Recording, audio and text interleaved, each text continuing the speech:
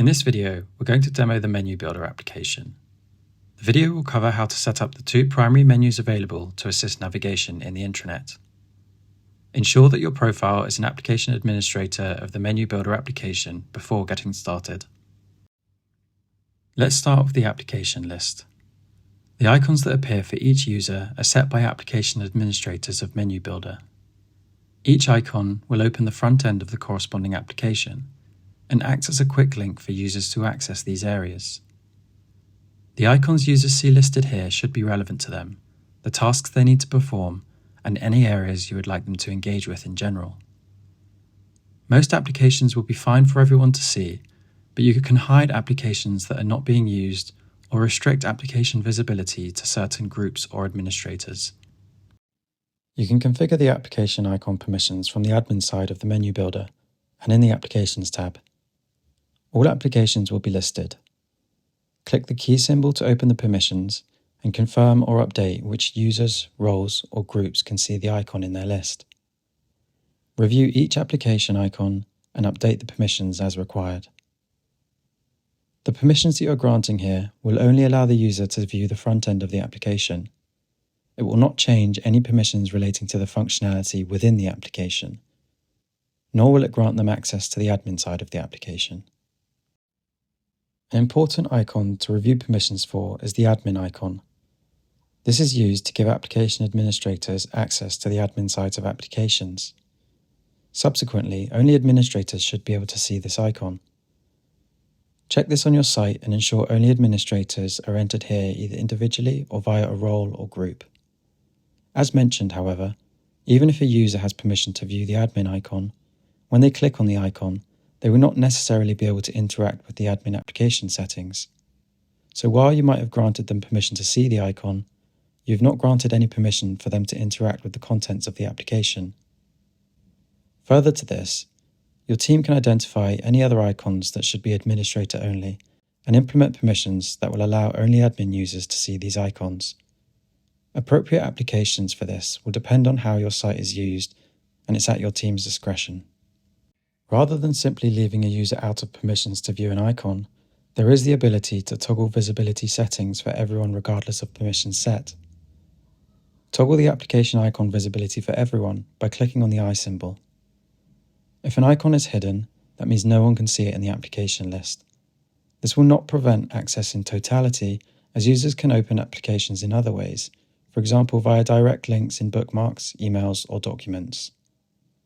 Toggling visibility simply prevents that icon from appearing in the application list. Any icon with a green eye symbol will be visible, whereas the red symbol with an eye crossed out hides the icon from all users.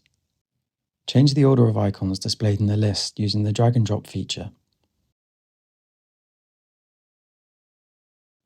Dividers can be added to the application menu by clicking on the Add Divider option. This will create a separation between the icons. Custom application links can be created using the Add New Link option. This is helpful for any additional website or program you need users to access from within the intranet. Permissions to view these are set in the same way as for Claromentis applications. Next, let's take a look at the main menu bar. This is a very important part of the intranet, as it's the primary way your users will navigate throughout the site. To ensure the menu remains up to date and helpful for your users, your administrators need to know how to edit the menu and its items and manage changes over time. The menu can appear in two different layouts, either horizontal across the top of the screen or on the side of the page under a button. This is set in the design panel, which is covered in a separate video. Next, your team needs to give permissions to those you want to be able to make changes to the menu. Head to Admin, Menu Builder, then Menu List. Here, all menus that exist on your site are shown. It is possible to create multiple menus, but you can only display one at a time, and the menus are tied to either the theme or master design that the user is using. Click the key symbol next to any menu and update the users, roles, or groups entered here to change who can edit the menu and its items. Click Save to apply. The updated users will now be able to edit the menu from the front end via Applications, Menu Builder. To edit a specific menu, head to Applications, Menu Builder, and a list of all menus that you have permissions to edit will be shown. Click the menu's name to edit the properties, update the title, and set the depth limit. If no depth limit is set, you will not be restricted on the number of sub-menu items that can be created. In the list of menus, click the key symbol to select the users who can edit the menu. You can delete the menu by clicking on the bin icon. This is a permanent action, and you are unable to reverse this change. Any theme assigned this menu will no longer have a menu to display. Now we'll showcase the most important part of the menu, how to add or change menu items. To edit an existing menu, click on the menu's name and then the Edit Menu Items tab. This will open the list of all menu items and allow them to be edited. As an administrator of the menu, the most common task you'll be performing is edits to the existing links to update their titles or URL to ensure they are correct. For any existing item, click on the title to open the properties. Here you can edit the title as it's displayed, the position in the menu, and the URL which links the item to the location. Any item with a URL destination will open that link when it's clicked on. So it's crucial your team knows where this is and where to update the URL if the previous is now incorrect or not working. Use a relative URL if you're linking somewhere within the intranet. Use an absolute URL if you're linking somewhere external to the intranet. A relative URL allows the menu links to stay working even if your site domain changes name.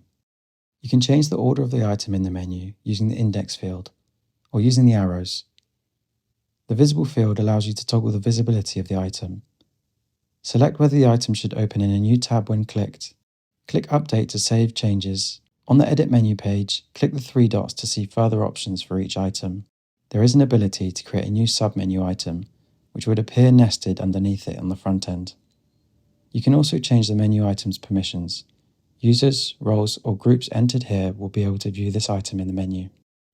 Over time, your company may need to add new items to the menu, either at the root or as part of a submenu, so it's important you know how to do this.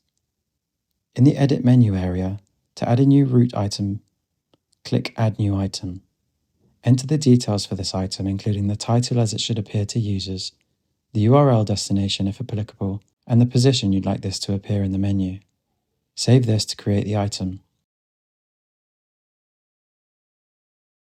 Now that you know how to make changes to both the application list and the main menu, you're well equipped to manage these effectively over time.